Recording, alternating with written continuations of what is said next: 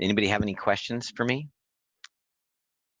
I've gotten a couple of emails asking about the writing assignment, and I'm going to send something to you guys soon, so don't worry. I think I showed you guys before, but if you go under on Ignithium and you look on about this course, there's a link on the right hand side that says writing assignment details, and you can click on that. It's very short. It's a 5-paragraph essay, and it's on a public policy topic of your choosing, and it's pretty straightforward. So you could review that if you want. Does anybody have any questions about the writing assignment? If you do, go ahead and raise your hand, and we can talk about it for a minute. Okay, Chantel, go ahead. Okay, cool. So basically, since we're not turning this in person, I'd literally attach everything to the packet, right? So this is including that library assignment that you put on there? Yeah, so I'll hold off on that for a minute. The main thing is going to be your 5-paragraph essay. And I would say attach everything, but what I'm going to try to do, and I don't know if you guys have used this or not, is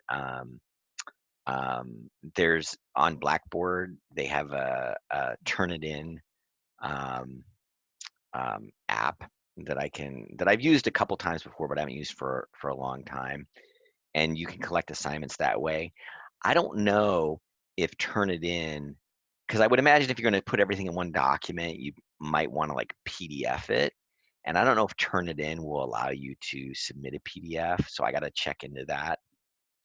If it will just accept Word documents, then probably I'll just have you do your 5-paragraph essay and upload it, and then those other things won't be necessary. Is that fine? Got it. Yeah, Yeah. but I have to, the Easy Research Workshop was never supposed to be a big hurdle. It's just supposed to help you guys, get familiar with the library, and it takes like 20 minutes. Yeah, So no. I I don't got it know. done already. I was just curious. Yeah, but I don't know. Um, before I used to have people turn in the certificate, and it was only for you know, to give people a mild incentive to do something that's good for them, because some people need that. But but it's I don't know that that's necessary. Unless it can be accommodated through Turnitin easily, then fine. But I don't know that it can. So Okay, cool. that Thanks. those are the details. Yeah, you're welcome. Those are the details that I'll put when I post the Turnitin link about how the assignment might be modified. Um, but the basis of the assignment's the same, so you guys could go look on that and get started on it. And it's not like you're going to do anything that it would be wrong. It's just you might not have to turn in everything. Okay. So was there another question? I have a quick question. Yeah. So I've been absent like a couple of lectures because there's been stuff going on. Mm-hmm. But like I completely missed like the whole like library thing. Did you post it somewhere that I can look at? Yeah, again, if you go on Ignithium and you're doing the about the writing assignment, it tells you there. But if you wanted to go take a look, and when I post the assignment stuff, I'll post a link to the Easy Research Workshop, so you guys can look at that. But if you just go on the library home page and they have tutorials, and you go through the tutorials, like the simplest one is their Easy Research Workshop. But I don't think I've posted anything else about it. There's just a little bit about it on Ignithium when it describes the writing assignment details. Okay. Okay. Thank you. So go ahead, and if you have a question you want to talk about, raise your hand. And if you don't, I see some stuff in the chat. But the other details, like I said, when I post a link, turn it in about like when it's due exactly. Normally it's due on the day of the final exam. But as I told you guys before, likely what's going to happen with the final exam is we're just going to do something on Ignithium that I'll leave open for a while. So, you know, there wouldn't be a connection, but you know, with the when you turn that in and when you have to turn in the other thing the same way. But just plan on everything having to be due by our regular final date that's in the final exam schedule, and you'll be fine. It's not gonna, you know, the due date's not gonna be like moved up or something like that for that sort of stuff. Okay, so if there are no other like real questions of substance, because I'm not seeing any other hands being raised, I'll go ahead and move on to the lecture. So we're on our last topic, and you guys, hopefully you guys can all see the monopolistic competition PowerPoint. Can you guys all see that? Yeah. Can you raise your hand if you guys can see it? Okay. Okay, good. So, the reason why I like to end with monopolistic competition is because monopolistic competition is going to be very familiar to you, because it is almost everything that you see around you is produced in what we call a monopolistically competitive market. Now, the key is, and this kind of outlines the key issues. One is the number of firms, and you can see, you can drop down. You can say, oh, if there's just one firm, it's monopoly. That's the type of organizational structure we've talked about. If there are just a few firms, then it's what we call oligopoly. So that's like 1, 2, 3, or 4 firms. Generally, once you get above 4 firms, then you start to get characteristics that are looking much more like competition. So you drop into this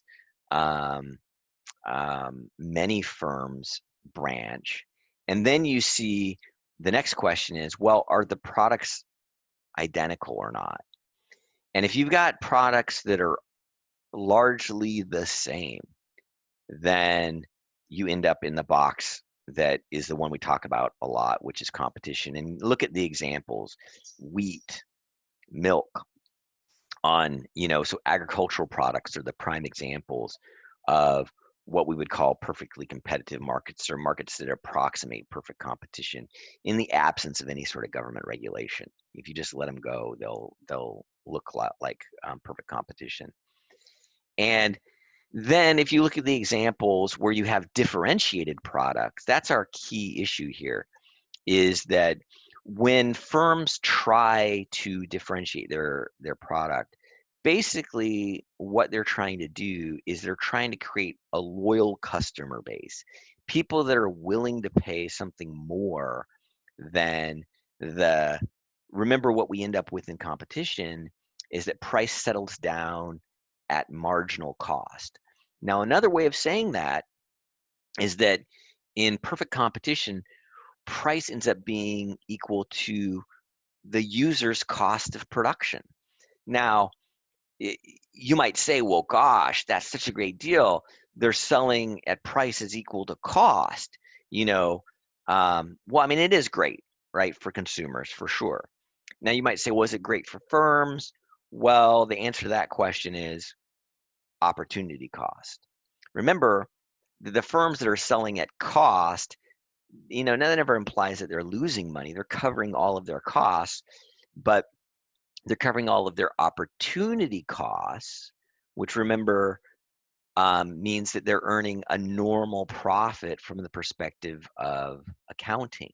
So these firms aren't losing money. They're just chugging along, doing, you know, okay. And that's what we would expect. That's what competition does for us. It means that firms are earning zero economic profit, but that's what we call normal profit. So, you know, everything's fine in competition. In monopolistic competition, firms are trying to create a loyal customer base, so their customers are willing to pay something more than that just covering cost. Now, the question is whether or not they're successful, and we could debate about that. But you notice they have novels and movies, but also there are lots of other, consumer products like beer, right? I mean, you don't have very many beers that's, their advertisement is, well, we're just like every other beer, but we're cheaper, right?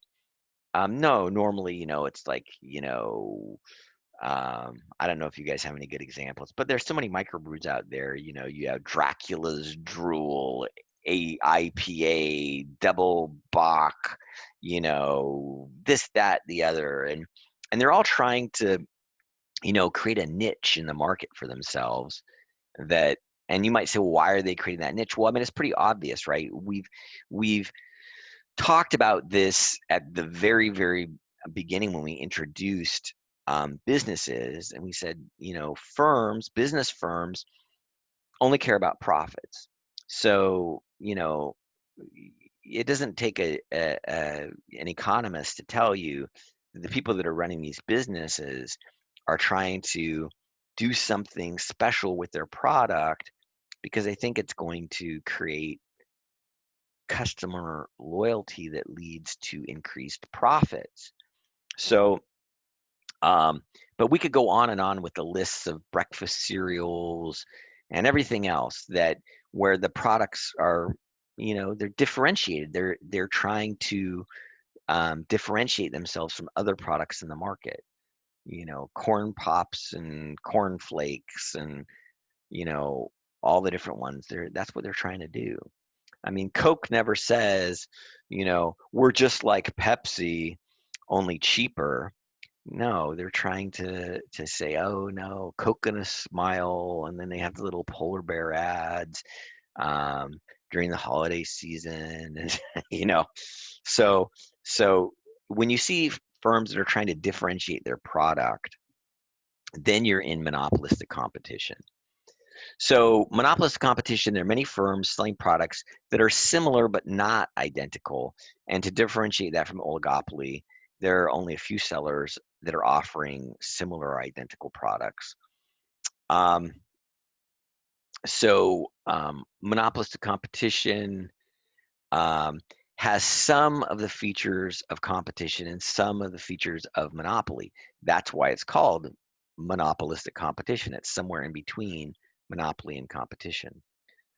So, what are the attributes? Well, there are many sellers, product differentiation, but the key one. So what makes it like competition is, remember, in competition we said there was free entry and exit. That was our key idea. And the free entry and exit means that firms can get in and out very easily. Well, in monopolistic competition, firms can get in and out very easily too, right? If you want to, produce a new type of beer, there's no barrier to entry. And remember, the barriers to entry in monopoly were primarily introduced by the government in terms of, patents and things like that. Well, if you produce, Moose Drool IPA Double Bach with a twist, you're not going to get a patent on that. Normally, if you have some secret formula, then that secret formula, I mean, first of all, normally people, if they really want to reverse engineer your stuff, they can do it mass spectrometers and, a lot of chemical analysis and the rest of it. But normally it falls under the category of a trade secret. There used to be this big myth. I don't even know if it's true or not true or if it matters anymore, but that supposedly Coke kept their secret formula locked away in some vault at their headquarters that only 2 people knew the combination to, and that sort of stuff. But trade secrets aren't something that the government will give you a license to and say, you're the only one that can produce this. And if anybody else gets caught producing it, then you can sue them and recover damages for it. So that's the main difference, is you don't have any real barrier to entry. in the same way that you do if you have a monopoly that's covered by a patent that was issued by the government. So let's see here. Okay. So there are many sellers, and they're competing for the same customers. So product examples include books, CDs, movies, computer games, restaurants, right? Piano lessons, cookies, furniture. But almost every product that you guys consume, and a lot of clothing items, right? You know, they put the label on it. It's a black T-shirt, but it says Supreme, so it sells for more. Um, you know, I have lots of clothes too. You know, anything that's, and we'll talk about labeling with name brands and those types of things in just a little bit. But whenever you see that there's some sort of name brand involved or whatever, then you're talking about monopolistic competition. So each firm produces a product that's at least slightly different from those of other firms. And then rather than being a price taker, each firm ends up facing a downward sloping demand curve. So remember, in competition, the demand curve for the firms end up being flat, right? And in monopoly, they have a downward sloping demand curve. Well, in monopolistic competition, you have a downward sloping demand curve too, because remember, the downward sloping demand curve means that as you change the price, the quantity is going to change. Well, if your demand curve is flat in competition, if you try to change the price at all, you lose all your customers if you try to raise the price above the current price. And you can sell to as many people as you want at the market price. But if you have a downward sloping demand curve, then you have what we call market power. But in monopoly, there's market power because it's the whole market the monopolist has for the product. Here, the market power comes from that there are certain consumers that are willing to pay more for your product because of some customer loyalty that your firm has created. So the reasons for the downward sloping demand curve in monopolistic competition are different from those in monopoly. Remember, at the industry level, right, at the market level, there's always a downward sloping demand curve for the whole industry. But what we're talking about here is at the firm level, whether it's horizontal or downward sloping. So if you want to, you can go back and review the lecture on competition to see the difference between what's going on at the market level and at the firm level. But anyway, so there's free entry and exit in monopolistic competition. Firms can enter, exit the market without restriction, and the number of the firms in the market adjusts until economic profits are zero. So here you go. This is one of the issues that's a little bit tricky that I told you guys about before. So we know in competition, firms earn zero economic profit. And because of that, they end up covering all their opportunity costs, but you know, that's it. Here, you end up with kind of a peculiar result. The firms are competing for customers and they end up getting these downward sloping demand curves, which normally in monopoly leads them to profits that are above zero. But here they end up with zero economic profits too. And so we have to kind of, you know, scratch our heads and say, well, why are they competing for customers if they're still just earning zero economic profit? Remember, zero economic profit's not bad. You cover all of your costs, you earn a normal rate of return, but you know, you're not earning money hand over fist like a monopolist. So, you know, what's going on? And part of the explanation for that is that if other firms are differentiating their product and they end up, you know, we're talking about short run versus long run. If they end up over the short run getting some additional profits for themselves, then that encourages other firms to, you know, mimic the behavior. So, you know, if Nike ends up successfully, you know, creating a brand in athletic clothing and they're making a lot of money in 1 year, 1 quarter, then Adidas, will see that and say, oh, well, I should start doing something kind of like what Nike's doing if I don't want to lose all my customers to Nike. And that kind of competition between them in that product differentiation forces them to not just, relax and all produce exactly the same stuff and not worry about the name brand anymore. So monopolistically competitive firms in the short run, economic profits will encourage new firms to enter the market, and this increases the number of products offered. And again, maybe just because of the name brand differentiation, and it reduces the demand faced by firms already in the market. Incumbent firms, their demand curves will shrink or shift to the left. Incumbent firms are the firms already in the market. And since we're talking about athletic clothing, I mean, you guys can kind of see this. I don't know how many people here are familiar with Lululemon. If you are, go ahead and raise your hand. Okay. So Carla, do you have your mic today? Yeah, I do. Okay, so let's talk about Lululemon, right? Okay.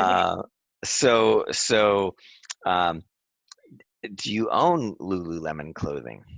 I have their yoga pants. Yeah, like everybody, right? Yeah, those are like the ones that I've always seen like on Instagram, especially right now since I'm like buying so much online clothes. Right. Lululemon is like the one I always go to. So did you notice like that things started to change with Lululemon like over the last couple years? Do you notice anything different about that? Because I think Lululemon, this is my opinion, and I can only experience Lululemon through, my daughters and things like Yeah. that. So I don't. They actually have guys clothing now too, and I've been down. Oh, I've been down to their store in Fashion Island, and actually some of the stuff for guys is pretty cool. Uh, oh. yeah, it's really expensive, but it's cool. No, yeah, it's super expensive.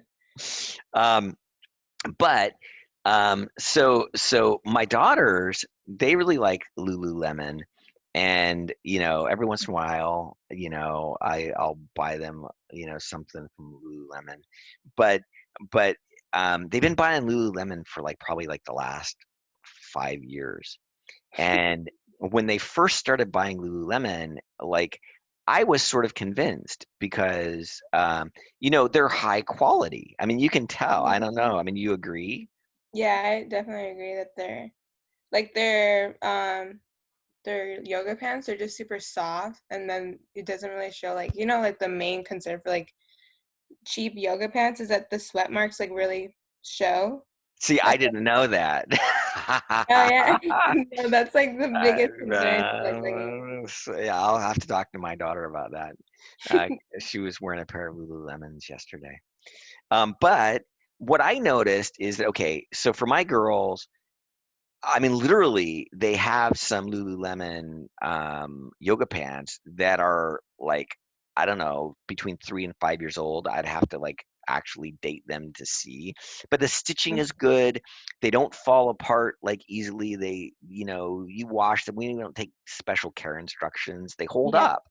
And so I was like, well, yeah, you could buy a pair of cheap yoga pants maybe or like legging things, but they're not going to last as long. And so I felt like Lululemon did a really good job of making their product different Yeah. from other products in the market. It wasn't just about having a little infinity logo, on the back Right. of the pant. It was like this, like this is like high quality stuff. Mhm. But over the course of the last like 2 years, I've noticed there are other companies like even Target and Aries and other ones that have been producing more what I would call high quality yoga pants. Yeah. So there are more options available. And I don't know if you know this, but Lululemon has started to reduce some of the offerings. I don't know if they reduced the number of stores they have open, but they started Oh.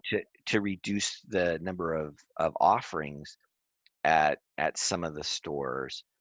And so that competition, because see, they differentiated their product, they made this high quality yoga pant, and so there was a lot of word of mouth about it. But now that there are other ones that are also of similar quality coming into the market, now they're suffering from that price competition. Mm-hmm. And that's what I wanted. The reason why I want to talk about Lululemon, because it's a perfect example of a company that differentiates a product, creates a new product in the market, and then that product initially creates profits for them, but those profits encourage other firms to produce a similar product, and then that competition eats into their profits. That's what happens with monopolistic competition. So, but you could see it not just in yoga pants, but in other things too. I mean, we talked about Starbucks last time. They used to be the only real coffee place in town, and now every place makes frappuccinos. So even McDonald's is making frappuccinos now, and so yeah. And you see this with Starbucks too. Starbucks will come out with I remember for a little while they were trying a drink that was carbonated. I don't know. Do you remember that one? They did. At Starbucks? Yeah, Yeah, they I think did. for like the summer, right? Yeah, they did like 2 summers ago. They had like Mm-hmm. it was like you could get like even you could get, I think it was like a soda, like a Coke type thing that they would hand carbonate for you. Yeah, yeah. I think I know exactly what you're talking But about. they don't make them anymore. So the competition was too stiff. So I guess the point is you'll see this product differentiate, these new products come out, then other firms will produce other similar products, slightly differentiated, but capturing a lot of the same features that were attracting consumers initially, and that'll push down the profits. And for consumers, it'll push down the price of those products too. So that's monopolistic competition. Did you have any questions, or I don't? So for a company that raises their or doesn't have like competitive prices, like they're too high, like Lululemon, Yeah, they continue to bring down their prices. Are they still like, because some people like, I don't know, like it's weird. They like the price being high. They feel like it's more like secretive. bougie, bougie. Yes, bougie, exactly. So Yeah, like, I learned that from my daughter too. yeah, no, exactly. Especially for like for me, if it would that like You put the know, company in jeopardy or something like that, just because they're y- y- continuously going down yeah, to the okay, bottom? okay. So that's a really, really good question, and that's one of the things that's a little bit at the very, very end of this chapter. We'll talk about these, you know, they call them bandwagon effects. Hmm. And so it has something to do with consumer psychology. So normally we have this idea that as the price goes up, people want to buy less of the product. Right. And it turns out that there are certain premium products, like let's say Gucci, for example, Hmm. right? That part of the allure of the product itself is that it's exclusive. And by having a really high price, then that's one of the ways that they signal that they're an exclusive product. So there are a few exceptions, and and some firms might be reluctant to lower their price because they'll lose marketing advantage Yeah. from seeming like they're an exclusive product. But at the same time, right, like in the case of Lululemon, it's tough. I mean, if you want a high quality yoga pant and you realize that Nike's actually producing a high quality yoga pant, and so is Aries, and then, like so is Target, there'll be customers that are tempted if the price for the Nike or the Aries or the Target pant is less to not get the Lululemon. Hmm. So there are rare cases, and as you guys probably know, like with Polo and Ralph Lauren, you know, there's like Polo, and I'm putting it in quotes, and then there's Polo. And so if you go to any of like the Ralph Lauren outlets and things like that, you'll see that they will produce lower quality stuff that just has a Polo logo on it, but it's really like not well made. And then you go into like the exclusive, you know, Ralph Lauren shop in South Coast Plaza, and you see this stuff that's very expensive, but it's an entirely different product. So firms are just continually trying to maximize their profits. That's the in the background. And sometimes you know, they'll try to create these situations where you know, they can cater to an exclusive segment of the market, and you know, keep that exclusivity and a price premium, but they're continually, you know, having to fight off competitors and the temptation to cheapen their own brand. And sometimes they do that in creative ways, um, but all in the pursuit of profit. So I guess the you know, final answer I would give to your question, and again I say it's a really good question, is that generally firms end up losing profit if they don't end up, you know, Like setting changing. a setting a price that'll compete with competitors that are going after the same market. And Right. that does create this type of price competition between them that causes prices to go down for Lululemon and everything else.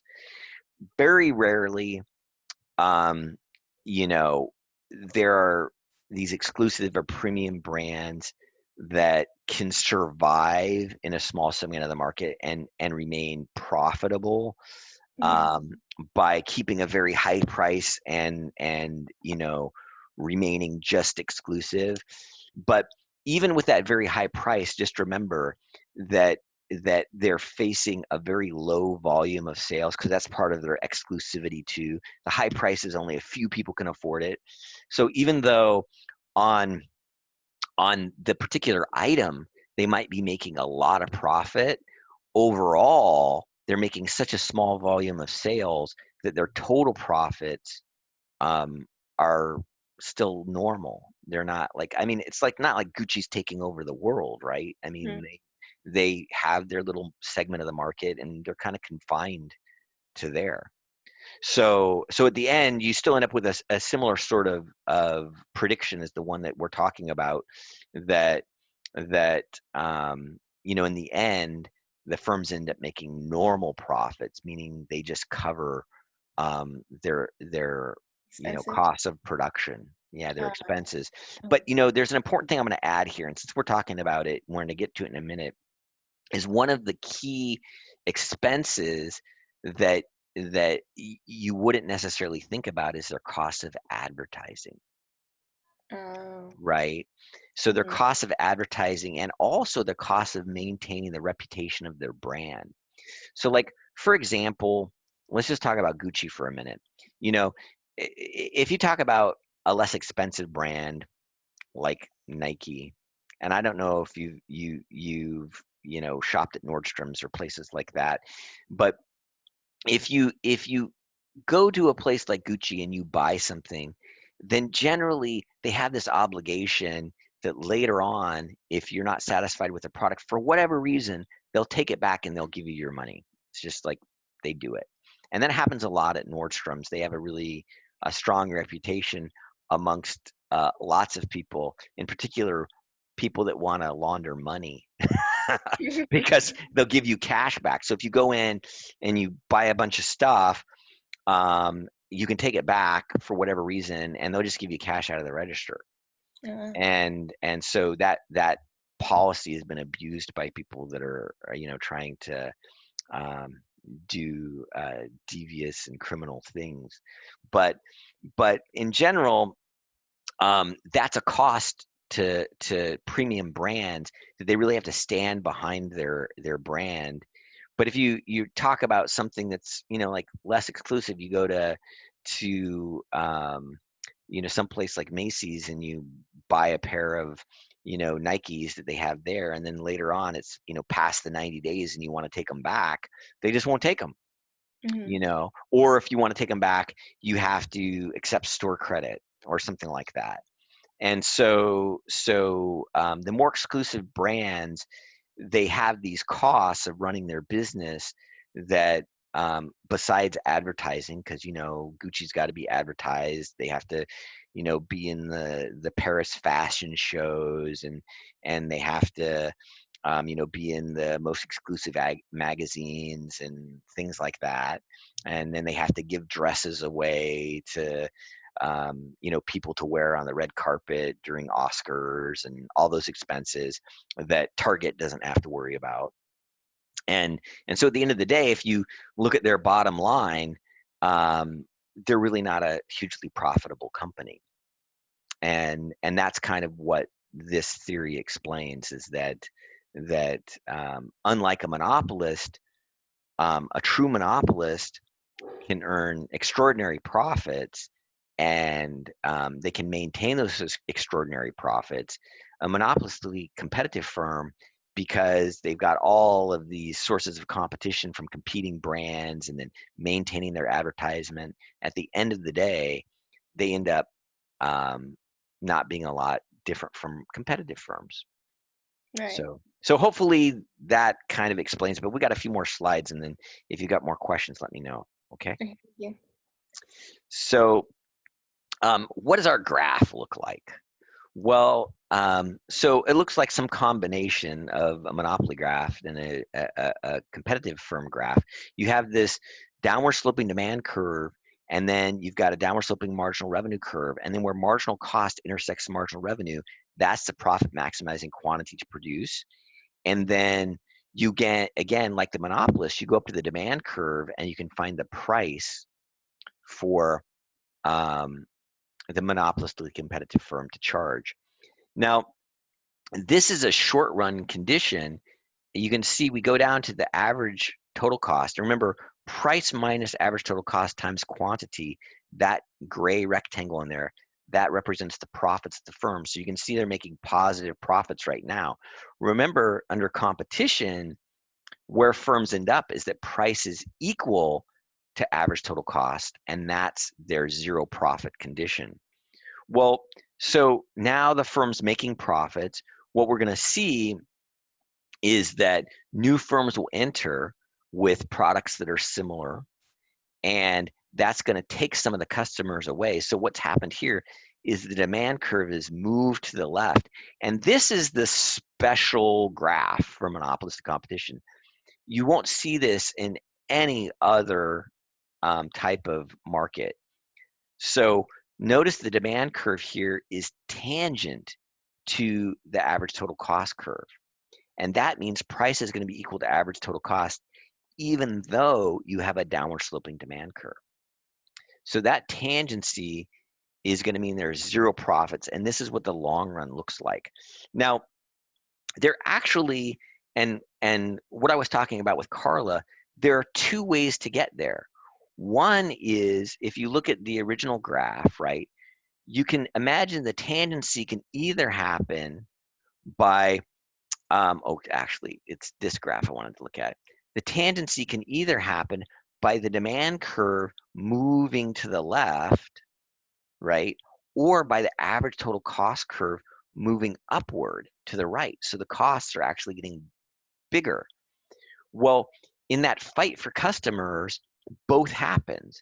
As new firms come in, they steal some of the customers, but then that forces the monopolistically competitive firm to compete for the customers by advertising more and doing more things to their products, which drives their costs up. And in the end, they end up where they stop, more advertising, and they're earning zero profits, and other firms are earning zero profits. So they stop competing for customers, and you end up with this long-term equilibrium where they're earning zero profit, which, remember, is normal and means that the firms are earning a normal rate of return on their investments. Okay, so the two characteristics of the long-run equilibrium is, as in monopoly, price is exceeding marginal cost, right? But it's equal to average total cost, right? And the profit maximization requires marginal revenue to be equal to marginal cost. There's a downward sloping demand curve, and that makes the marginal revenue less than the price. And as in the competitive market, price is equal to average total cost.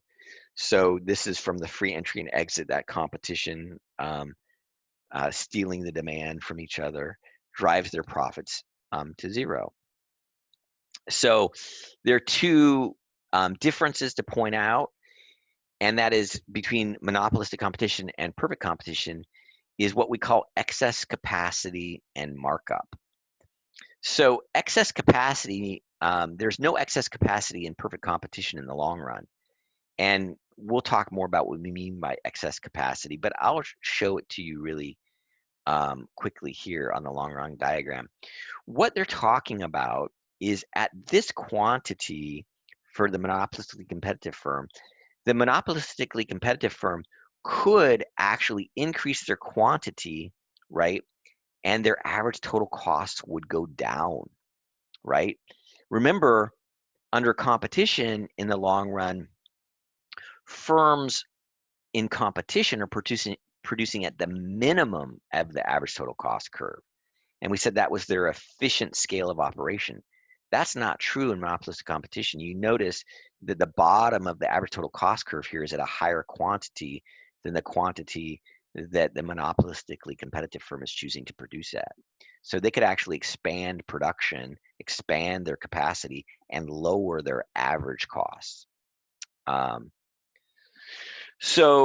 Free entry results in competitive firms producing at the point where average total cost is minimized, which is the efficient scale of the firm. So there's excess capacity in monopolistic competition in the long run. Output's less than the efficient scale in perfect competition. And so this is the comparison that I was talking about, but here it's made graphically so you can see in the competitive firm case, they're at the minimum of the average total cost. And then markup. What we mean by markup, so a lot of times if you guys ever work in retail, you'll hear that there's a markup. You know, they purchase at a wholesale at, you know, $2, and then they mark it up by $1 so that they can cover the costs of the retail store. What's kind of similar, but here, this is markup over marginal costs. So in competition, the competitive firm has a price that's equal to marginal cost.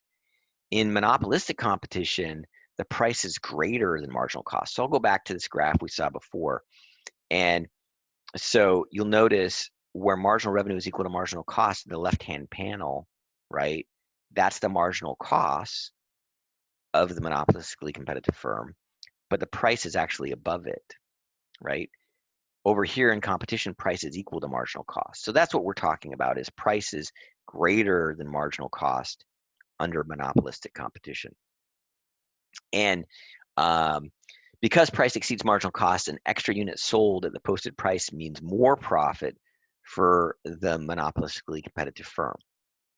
Okay, so here you can see the markup in the left panel drawn. Okay. So, and here you can see the efficient scale pointed out too. Okay. So I would say if you guys were looking to try to get a summary of monopolistic competition, this graph right here is probably the best one that we've gotten to so far. Okay. So monopolistic competition and the welfare of society. Remember, the thing that we said was great about perfect competition was that it maximized total surplus. And that was our measure of welfare. the sum of consumer and producer surplus. So it's the biggest under competition that it can be. But under monopolistic competition, there's still what we would call a deadweight loss. And I can show you guys that again on this graph. So notice that marginal cost, we said, is basically the supply curve under competition. So you can see where MC crosses demand, that would be the competitive equilibrium. And then you can see there's this triangle where the quantity produced under monopolistic competition falls short of the quantity that would be produced if the market was competitive. And so there would be this deadweight loss triangle, which means there's some lost consumer and producer surplus. So I'll go back to where we were before. Okay. Yeah. So there's a normal deadweight loss of monopoly pricing in monopolistic competition. And so in that way, it's like monopoly, there's deadweight loss. However, the administrative burden of regulating all firms that produce differentiated products would be overwhelming. So this is kind of like normally under monopoly, like we talked about before, there's a lot of regulation. We talked about monopolies in the utility industry, and we have here the Public Utility Commission in California that regulates the price of electricity. We talked about the regulation of cable TV, because those are monopolies. So they have certain territories for different cable companies. And I talked about historically, the United States was worried about monopolies in steel and oil because those were products that were widely used and important to the overall economy. And in the early part of the 20th century, they were being monopolized. And we also talked about monopoly in telecommunications. And originally, there was just AT&T, and then the government broke them up. So what's different here? Why doesn't the government say, listen, Lululemon, you're producing yoga pants and you're producing a smaller quantity than you should be producing. There's a welfare loss. More people want to buy Lululemon pants, so we're going to have to regulate the price you charge and that sort of thing. Well, the main argument is the one you see in the second bullet point. It's just that monopolistic competition is so widely spread in so many different industries. Instead of there being one big deadweight loss, like there would be if oil was monopolized, there are lots of little deadweight losses. So it's not that big of a deal overall, and it would be too tough to try to regulate all of these different industries. Too tough in the sense it would be very costly for society.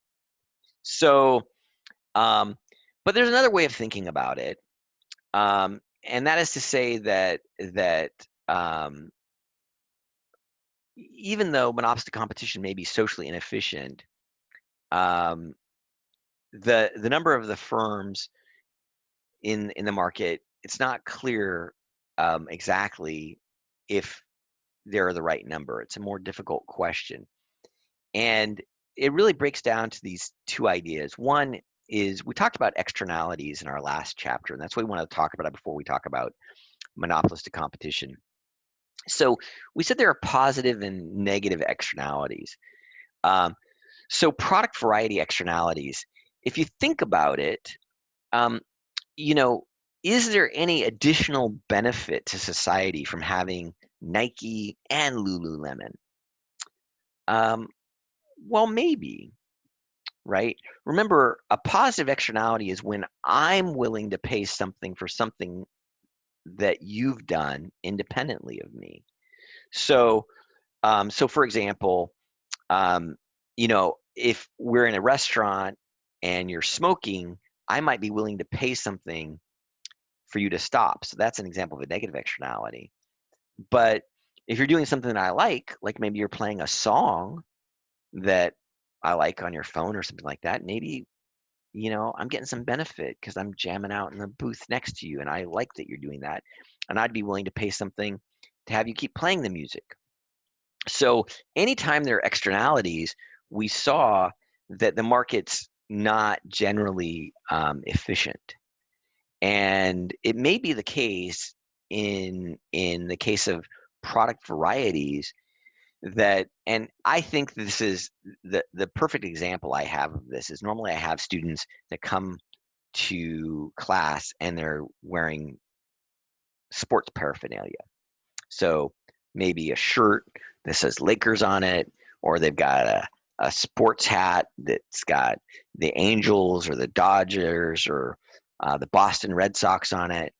And if you really think about it, um, is the value of a Boston Red Sox hat high just because it says Boston Red Sox on it? Or is it because it doesn't say Angels and it doesn't say Dodgers, right? Well, I think a lot of people would argue that there, the differentiation makes the product more valuable because there's something it's different from. That, you know, and sometimes you see this with like Adidas and Nike. Oh, I like Adidas products and I like Nike products. Well, it's part of the reason why you like Adidas because, like, you just don't like Nike. Maybe, right? It's just different, and because there are multiple products in the market, they can create this value um, from being different from one another. That's not just measured in terms of the demand for the product itself and the cost of the product itself. It's something external that is generating a benefit to other products that compete with it. So that's a source of a possible positive externality that's not captured in the analysis so far. The other one is this business stealing externality, which is a negative externality, which is that, when businesses advertise and they're stealing customers from one another, that's not really doing anything that's socially valuable. So the product variety externality, because consumers get some consumer surplus from the introduction of a new product.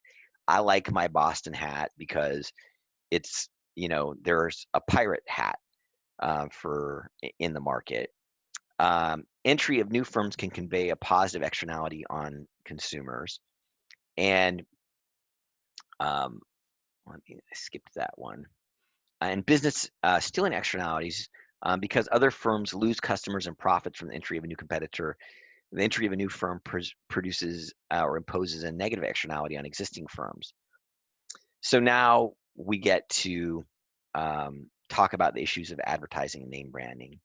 So one of the things that's characteristic of these monopolistically competitive markets is that when firms sell differentiated products and charge prices that are above marginal cost, each firm has an incentive to advertise in order to attract more customers. And so, for example, firms that sell highly differentiated products, they typically spend between 10 to 20% of their revenue on advertising. Overall, about 2% of total revenue, or close to $200 billion a year, is spent on advertising. So it's not a small thing. Now, is there social value to advertising? Well, again, there are two sides to the argument, right? One of them is that people that criticize advertising say that it's just being done to manipulate people's tastes, and that it impedes competition by implying that products are more different than they really are. But people who defend advertising say that advertising actually provides information to consumers. And they also argue that advertising increases competition by offering a greater variety of products and prices. And that there's a willingness of a firm to spend on advertising because dollars can signal to consumers about the quality of the product being offered, right? It's not that you know, uh, this is a classic sort of like Super Bowl advertising thing. It's super expensive for advertising during the Super Bowl. Well, do you do that? Have a funny commercial during the Super Bowl to really show that your product's different, or are you showing something about the strength of your company, which can signal something about your confidence in your product to consumers? Both of those ideas have merit. And we're going to talk about that a little bit more because the same issues come up in the case of name brands. Critics argue that name brands cause consumers to perceive differences that don't really exist. And economists have also argued that name brands may be a useful way to signal to consumers about the quality of a product and provide information about the quality, and also give firms an incentive to maintain high quality. So I'll ask you guys, um, do you guys think that advertising and name branding actually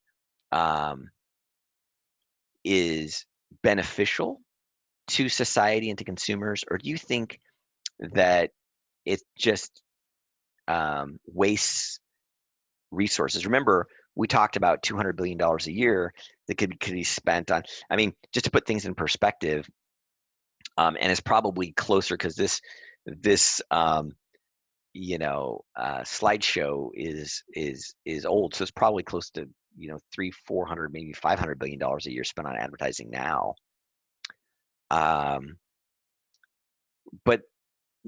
so $500 billion is more than the budget of the state of California, about maybe twice the budget of the state of California. So that includes everything the state of California pays for in a year.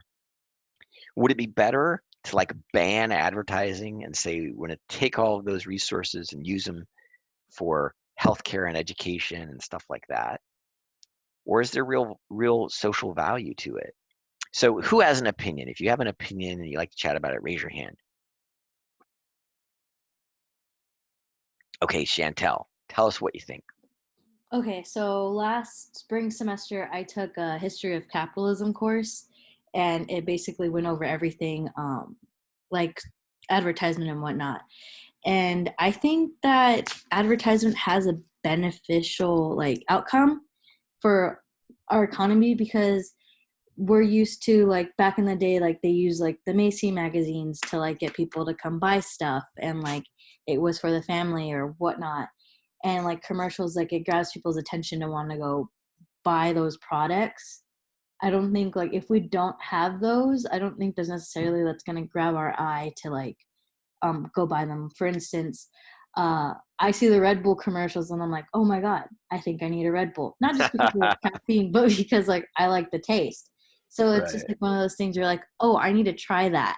Or if there's something new, like with Del Taco, McDonald's, and they have a commercial, they're advertising it. They're pulling in your interest to go taste it or to check it out. Okay, but I got a question for you. Okay, I'm just going to push on this a little bit, right? I'm Okay. not saying I disagree with you, but think about it, right?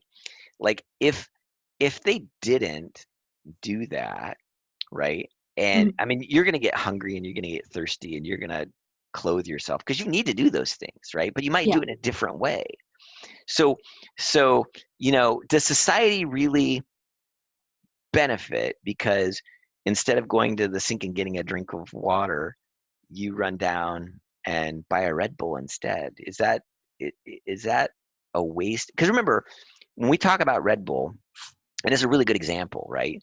Because I mean, it's a chemical compound, right? Basically. I mean, I don't know how many chemists work at Red Bull, but I'm sure there's more than one.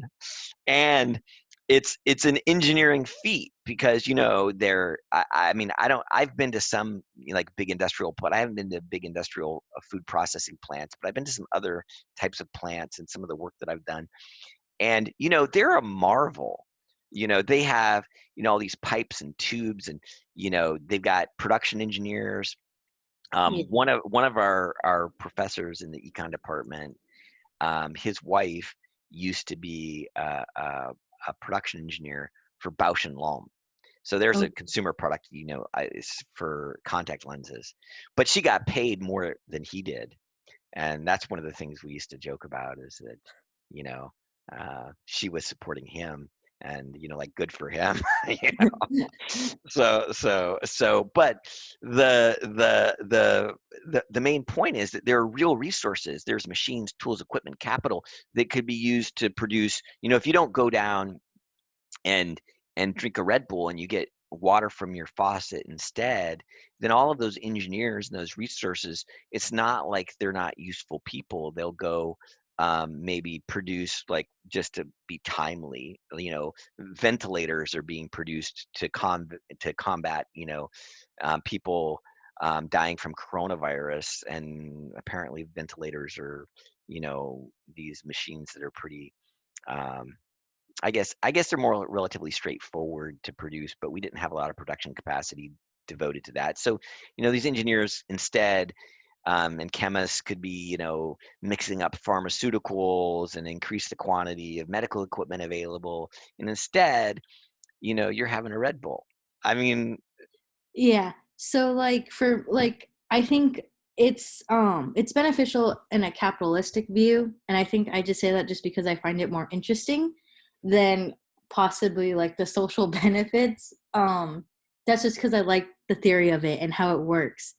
But like another example like I was thinking of is like Disneyland, where they basically take all your money, which is fine because they it's have fun. most of the money. But like the commercials, like they attract children to go or desire to go, but I Right. also think that they don't I've necessarily bought need so to many princess things, you have no idea. advertise. But I I have think I have three that, girls. but I think like socially, I don't think it's necessarily much of a benefit. I do think that advertisement is kind of not necessarily overpriced, but there could be other routes that they could take. Like you were mentioning earlier about like Gucci, there's a lot of upper hand companies that don't necessarily go based off of advertisement. They go based off of just their name. Yeah, Um, and like I said, they have to find ways of, you know, yeah, of advertising, and it's not necessarily like getting their name in the right place that, exactly. um, somebody like, was it Kylie Jenner or somebody's gonna go and wear their product or something. But yeah, Yeah. anyway, it's an interesting question, right? I mean, I think I agree with you that absent advertising and monopolistic competition, the way that we have it, that the world would be a lot more boring. Oh yeah. Uh, um, and it's so funny, and I, as an economist, because I am confronted with this type of information all the time, I've gotten kind of used to it. But one of the things that always strikes me as odd is that when people get passionate about different types of social issues, and you could, from human rights causes or pets' rights or the homeless or whatever, I think to myself, it's not that we don't have the resources to handle all those things, because we clearly do, but we would Yeah. have to devote some of our resources that are going to basically consumer entertainment, um, to handle those problems. And that either happened through the form of higher taxes, or some sort of regulation that bans, like, you guys don't need Gucci, so you know can't spend any more money on Gucci. And eventually, the resources would get redirected someplace else. But people don't normally do that. They'll sit there with their iPhone 11X in their Gucci slippers and go like, damn it, you know I'll use your word, capitalists. Exactly. And it's like, hey, you know we could manage this, but you're gonna have to give up the Gucci, you know Exactly. and normally that's where people want to stop. So yeah, I don't know. I mean, I'm a pretty, you know um free market oriented, which, the word we use is laissez-faire in economics. um so I don't mind this stuff either. I have kind of even though people can criticize, I have a hard time really pointing at particular examples of advertising and being like, this is just a waste. Um, so I wouldn't want to be in charge of making those decisions. That's for sure. Um, Anybody else have any other comments?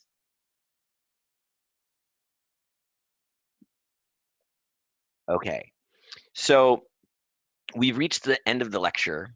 You guys can see the summary slides here, and I will work on posting the homework assignment and details about how to go ahead and finish